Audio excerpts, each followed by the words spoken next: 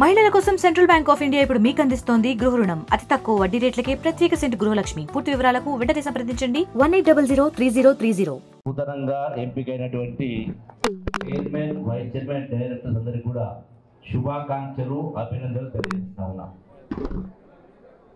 ఈ రోజున కాంగ్రెస్ ప్రభుత్వం, ప్రజా ప్రభుత్వం, ఇందిరమ్మ ప్రభుత్వం ఏర్పాటైంది. ప్రజలందరూ కూడా గత ప్రభుత్వ పరిపాలన మారాలి, ప్రజాప్రభుత్వం రావాలి, ప్రజల సమస్యలు తొలగాలన్నటువంటి ఆకాంక్షతోటి నూతన ప్రభుత్వాన్ని ఎంపిక చేయడం జరిగింది. అన్నప్పుడు రైతాంగమైనా ప్రజలైనా వివిధ ఆశలతో ఉన్నారు, మా సమస్యలు పరిష్కారమైనాయి. ఈ సందర్భంగా మొట్టమొదటగా నూతనంగా ఎంపికైనటువంటి అధ్యక్షులకు, వైస్ చైర్మన్కు, డైరెక్టర్లకు నా సూచన, తక్షణమే కరీంనగర్లో ఉన్నటువంటి సొసైటీ, ముల్కనూరు సొసైటీ వెళ్ళి రావాలి.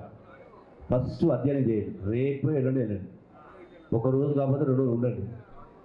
ఆ సంస్థ ఈరోజున భారతదేశానికే అగ్రగామిగా ఎదిగింది.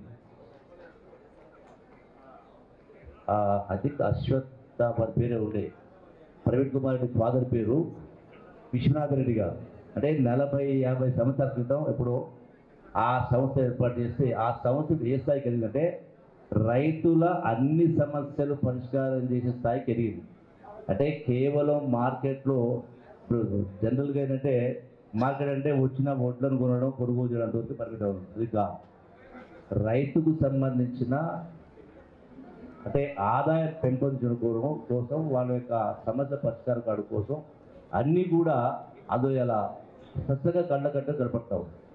ఆ కుటుంబంలో ఏదైనా పెళ్ళైనా సొసైటీ అప్పిస్తుంది, ఆ కుటుంబంలో మరణించిన దాన సంస్కారాలు కూడా డబ్బులు ఇస్తుంది, ఆ కుటుంబాలలో, రైతు కుటుంబాలలో పిల్లల చదువులకు కూడా రుణం ఇస్తుంది. రైస్ మిల్స్ ఉన్నాయి, ఆయిల్ మిల్స్ చాలా ఉన్నాయి, వాటి ఉత్పత్తులు కూడా ఉన్నాయి. అంటే ఆ స్థాయికి ఎదిగింది. మరి ఈనాడు ప్రజాప్రభుత్వంలో రేవంత్ రెడ్డి గారి నాయకత్వాన ఇలా నూతనంగా ఎన్నికైతున్నటువంటి ఈ వ్యవసాయ మార్కెట్ కమిటీలు ఆ దిశగా ఆలోచన చేయాలి, ఆ దిశగా అడుగులు పడాలా, రైతు సమస్య పరిష్కారం కావాలి. రెండవది, రైతులు మనం చూస్తూ ఉన్నాం, మార్కెట్లో వడ్లు కొనుగోలుకు వస్తే దండకు కొడుతూ ఉన్నాం. ఒక సామెత ఉంది, దండన కొంత, ధరణ కొంత, పాతంగముల కొంత, పాషాణ కొంత అని వివిధ రకాల నష్టం చేస్తూ ఉంటారు. అట్లాగే ఇలా కొనుగోలుదారులు కూడా ఎదురుతారు జనరల్గా 5%, 10% తరుగు తీస్తూ ఉన్నాయి. సో దీనిపైన కూడా శ్రద్ధ పెట్టాలా. ఎక్కడ కూడా ఈ ప్రభుత్వంలో శబాష్ అని ఈ పరిపాలన గొప్పగా ఉండేటువంటి పేరు తెచ్చే విధంగా ఈ మార్కెట్ కమిటీ ఎదగాలని, మీకు మంచి పేరు తెచ్చుకోవాలని చెప్పి నేను అభినందిస్తూ, రెండవది, ఈ రోజున చూస్తూ ఉన్న పత్రికల్లో, టీవీలలో ప్రజలకి ఏంటంటే అసలు ఏది నిజమో ఏది అబద్ధమో తెలియని పద్ధతిలో ప్రచారం జరుగుతూ ఉంది. వాస్తవాలు కనుక మీరంతా చూస్తూ ఉన్నారు. ఈ ప్రభుత్వం వచ్చి 9 మాసాలే. మరి 9 మాసాలనే అసలు ప్రభుత్వం వచ్చిన 4 రోజులకే ఈ విమర్శలు మొదలయ్యాయి. ఎక్కడ ఇంకా రుణమాఫీ కాలేదు, మీరు చెప్పిన 6 గ్యారెంటీలు అమలు కాలేదు అనే పద్ధతిలో విమర్శలు గుప్పిస్తూ ఉన్నారు. అంటే ఈ ప్రభుత్వం ఏదో తప్పు చేసినట్టుగా, వాళ్ళు గొప్ప పరిపాలన చేస్తే మేము నాశనం చేసినట్టుగా మాట్లాడుతూ ఉన్నాం. మనందరం కూడా ఈ రోజున ప్రజలను చైతన్యం చేయాల్సిన అవసరం ఉంది. ఒకసారి జ్ఞాపకం చేయాలి. ఈ ప్రభుత్వం వచ్చిన సందర్భంగా మన ముఖ్యమంత్రి రేవంత్ రెడ్డి గారు మాట్లాడుతూ ఉంటారు, 6 అడుగులైనా బంగారు పల్లెల్లో అధికారాన్ని అప్పచెప్పినని మాట్లాడి, ఏముందయా బంగారు పల్లె చూస్తే మరి 7,80,000 కోట్ల అప్పు. ఇలా నెలకు ఈ ప్రభుత్వం రాష్ట్ర ఖజానా నుంచి అప్పు చేసి నెలకు 5,000 కోట్ల రూపాయలు వడ్డీ కడతా ఉన్నాం.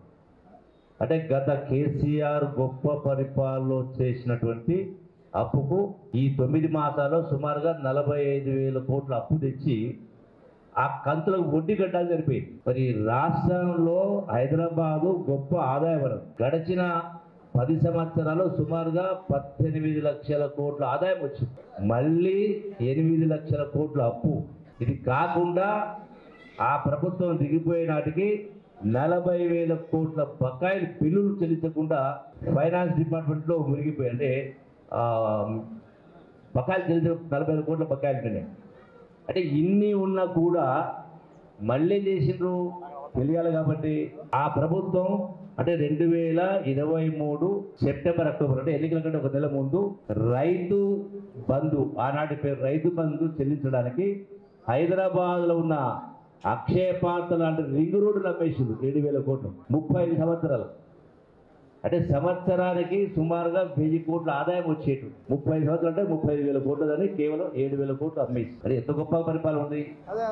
అయినా కూడా ఈనాడు ఈ ప్రభుత్వం సోనియా గాంధీ నాయకత్వాన, మల్లికార్జున ఖర్గే నాయకత్వాన, రాహుల్ గాంధీ నాయకత్వాన ఇన్ని ఇబ్బందులున్నా, ఇన్ని కష్టాలున్నా కూడా చెప్పిన మాట నిలబెట్టుకోవాలని ఇలా ఒక్కొక్కటి 6 గ్యారెంటీలు ఒక్కొక్కటి అమలు చేసుకుంటూ రావడం జరిగింది. ఇప్పటికే చెప్పినటువంటివి, అది ఆర్టీసీ ఫ్రీ బస్ అయినా, అట్లాగే గ్యాస్ సిలిండర్ అయినా, 200 యూనిట్ కరెంట్ అయినా, అట్లాగే అది ఆరోగ్యశ్రీకి సంబంధించి 5 లక్షల రూపాయలు 10 లక్షలు పెంచడమైనా, రుణమాఫీ 30,000 కోట్లు అంచనా వేయడం జరిగింది. అందులో స్పష్టంగా చెప్పడం జరిగింది, జీవోలో స్పష్టంగా ఉంది. క్యాబినెట్ నిర్ణయం ప్రకారమే, ఎన్నికల మేరకు చెప్పిన ప్రకారమే 2 లక్షల రూపాయల లోపు ఉన్నటువంటి వాళ్లకు మాఫీ చేస్తామని చెప్పింది. అంతవరకు మాఫీ చేయడం జరిగింది. 2 లక్షల కంటే ఎక్కువ ఉన్న వాళ్లకు ఆ అదనంగా ఉన్నట్టు చెల్లిస్తే అది కూడా చెల్లిస్తామని చెప్పడం జరిగింది. మరి అయినా కూడా గగ్గోలు పెడతా ఉన్నారు. ఈ రోజున ఒక్కొక్కటిగా సమస్యలు పరిష్కరించి ఉద్యోగాల్లో కూడా పెండింగ్ ఉన్నటువంటి ఉద్యోగాలు ఒక్కొక్కటిగా అవి కూడా అమలు చేసుకుంటూ వచ్చే కార్యక్రమం చేస్తూ ఉంటాం. కాబట్టి ఇలా ప్రజలలో కొన్ని పత్రికలు, ఒక పార్టీ కరపత్రిక ఇష్టం వచ్చే రాస్తూ ఉంటారు. ప్రజలు అదే నమ్మే అవకాశం ఉంటుంది. కాబట్టి వాస్తవాన్ని కూడా అందరం కూడా పార్టీ శ్రేణులందరూ కూడా గ్రామీణ స్థాయికి ప్రతి దగ్గర చర్చ జరగాలి. ప్రతి దగ్గర కూడా రైతాంగమైనా ఇతర వర్గాలైనా ఎక్కడైనా ఈ చర్చ జరగాలి, వాస్తవాలు ప్రజలకు పోవాలి. ఎందుకంటే అడ్డగోలు తప్ప ఇది గత ప్రభుత్వం. ఇలా ఆ party fund, TRS party fund తెలిసి సబ్జెక్టు కరెక్షన్ 1000 కోట్ల పైన, 1,000-1,500 కోట్లు ఉన్నట్టుంది. టీఆర్ఎస్ పార్టీ ఫండ్ అధికారికంగా టీఆర్ఎస్ పార్టీ ఫండ్ సుమారుగా మరి 14,000 కోట్లు ఉంది. ఎక్కడికి వచ్చినాయి డబ్బులు? ఏం కష్టం చేసి వచ్చినాయి? ఎవరిచ్చిన చందాలు? ఎందుకు ఇస్తారు? మరి 60 సంవత్సరాలు, ఆల్మోస్ట్ 100 సంవత్సరాల కాంగ్రెస్ పార్టీ ఇది నాటి బిల్డింగ్ లేదు, ఒక గాంధీభవన్ మాత్రం ఉంది, అది కూడా కిరాయి. అంటే ఇంత దోపిడీ చేసి మళ్ళీ తగుదనమా అంటూ ఈ రోజున ఉల్టా చోరు కోతులు కట్టినట్టుగా ఇలా టీఆర్ఎస్ నాయకులు కావచ్చు, బీజేపీ నాయకులు కావచ్చు ఇష్టారాజ్యంగా మాట్లాడుతూ ప్రజలు తప్పు కొట్టే ప్రయత్నం చేస్తూ ఉంది. కాబట్టి తిప్పి కొట్టాల్సిన అవసరం ఉంది. రాబోయేటువంటి స్థానిక సంస్థ ఎన్నికలు అందరం కూడా ఈ పదవులు ఈనాడు మేము మంత్రి అయినా, ఇప్పుడు వాళ్ళు ఎమ్మెల్యేనా, ఇతర పదవులైనా మీరందరూ ఇస్తే మాకు పదవులు వచ్చినాయి.